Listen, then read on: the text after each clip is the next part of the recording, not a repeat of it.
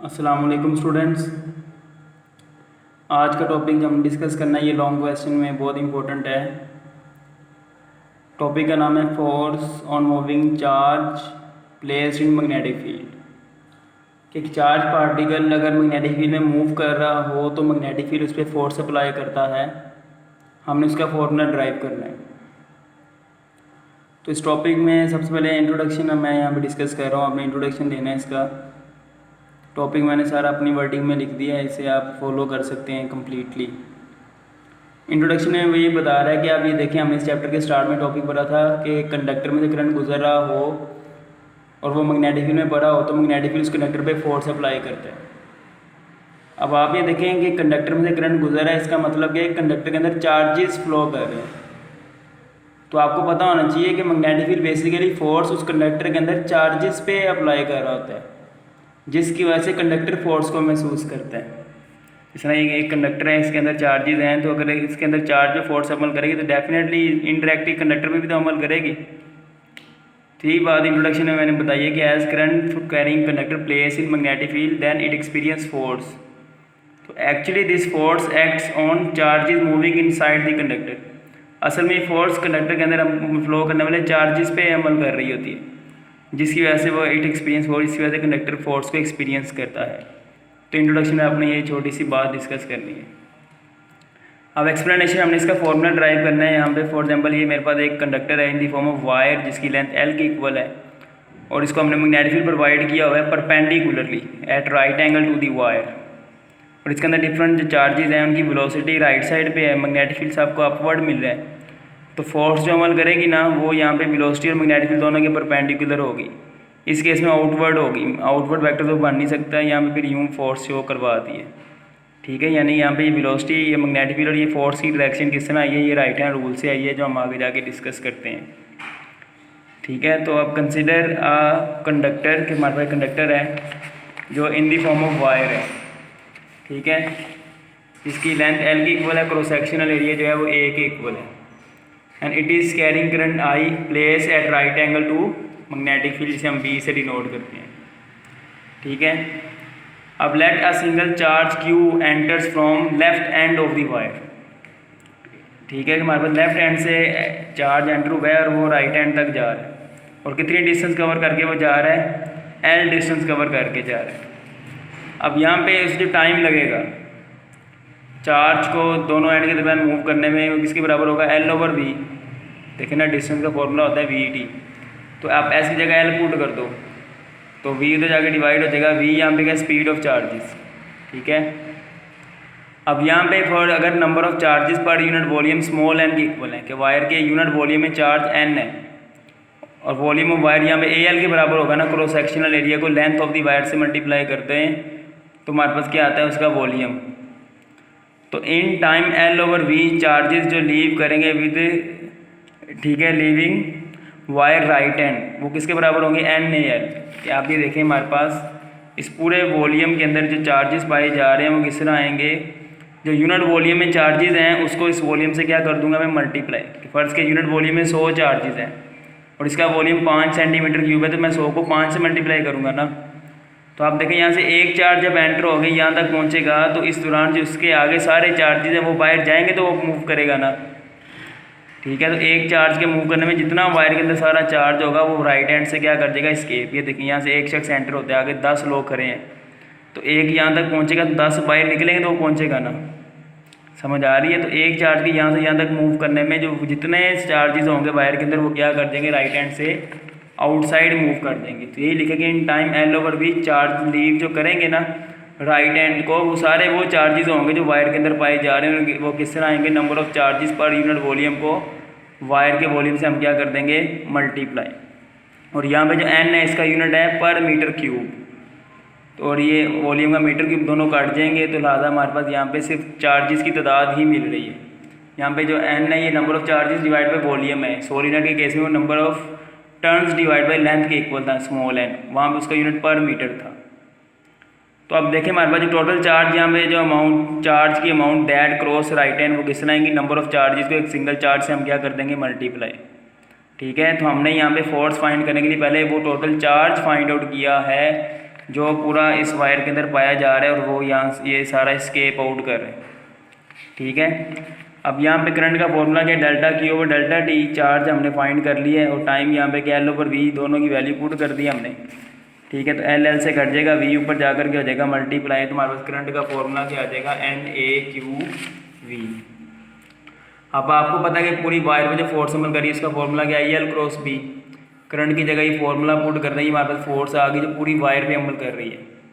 अब मैं ये चाहता हूँ एरो वेलोसिटी पे आ जाए बजाय लेंथ के, एल वाले वेक्टर के। क्यों? क्योंकि अगर वेलोसिटी पे एरो आ जाएगा ना तो हमारे पास ये वो फॉर्मूला होगा फोर्स का जो किसी भी चार्ज पे अप्लाई कर सकते हैं हम, चाहे वो कंडक्टर के अंदर मूव कर रहा हो चाहे स्पेस में मूव कर रहा हो। अगर एल पे वेक्टर का साइन है तो ये सिर्फ कंडक्टर के लिए अप्लाई हो सकते हैं। अब वो कैसे अप्लाई, हमने अब प्रूव करना है कि हम एरो वेलोसिटी पे भी लगा सकते हैं।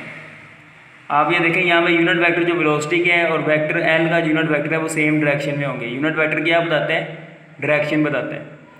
तो आप देखें वेलोसिटी का यूनिट वेक्टर वेलोसिटी की डायरेक्शन बताएगा, और आपको मैंने बताया था कि वेक्टर एल की डायरेक्शन करंट की डायरेक्शन में होती है।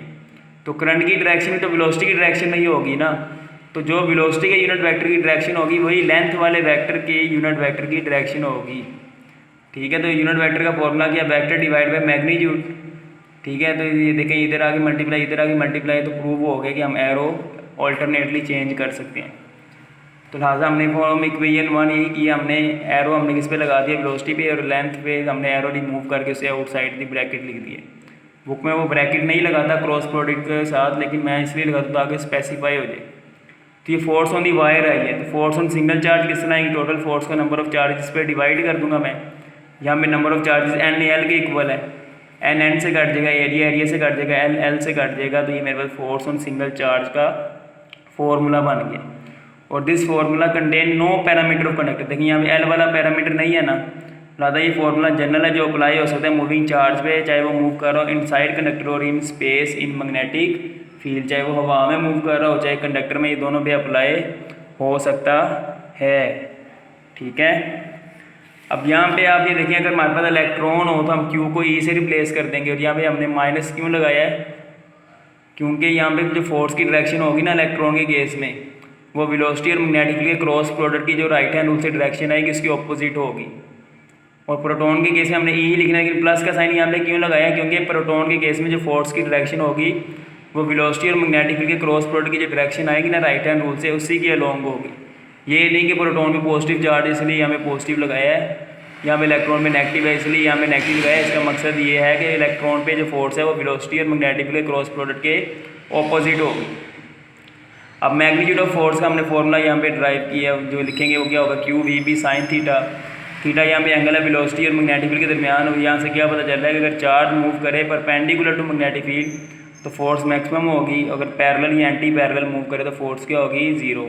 यानी कि चार्ज मैग्नेटिक फील्ड मूव कर भी रहा हो तो फोर्स जीरो हो सकती है अगर वो पैरेलल या एंटी पैरेलल मूव करे। और डायरेक्शन ऑफ फोर्स हम यहाँ पे किस तरह फाइंड करते हैं, यूजिंग राइट हैंड रूल। ठीक है, ऑन पॉजिटिव चार्ज के लिए राइट हैंड रूल इस्तेमाल होता है, नेगेटिव चार्ज के इसमें right hand rule as it is apply नहीं होगा, हमें थोड़ी चेंजेस करनी पड़ती हैं।